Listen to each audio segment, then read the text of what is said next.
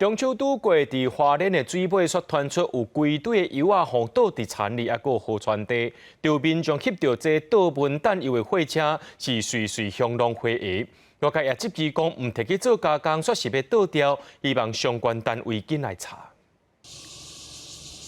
为着要看清楚到底是谁伫田里倒正侪文弹油，民众特别开车挖紧用手机录证据，结果发现是随向浪费的货车。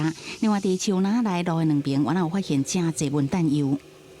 农会的车来咯，农会的车嘛再进来要到了啦。这个果皮也都好好的。 这果皮要削皮啊，要做加工都是没问题的啦吼。这块地分别是有农业部到国产署用地，文弹油呢做安尼乌白弹，过几工啊一定会造成污染。公所随派员去稽查，各开宽导单，嘛请随回向浪费解说是安怎安尼处理无效文弹。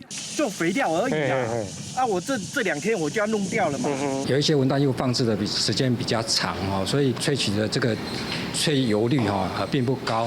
那有农民向我们反映说，是不是可以提供来做一些有机堆肥的部分？农友请到的部分那我们农会并没有办法去实际的去查核。不过，不管要做肥还是农产品，依法拢袂使亲像安尼无经过处理，直接等伫遐要做肥。数量已经有20-30栋。环保局介入调查了后，要求不管是农会还是农民，必须立刻清除。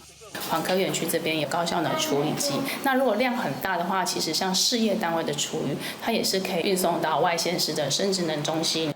那是外界质疑农业部当年拢有补助无效的文弹处理经费，对这在志农会解说补助是干加工的部分，并无气化项目。今年水乡文弹无效量差不多900吨，目前拢还搁咧加工。县政府是讲会加强稽查甲辅导。记者综合报道。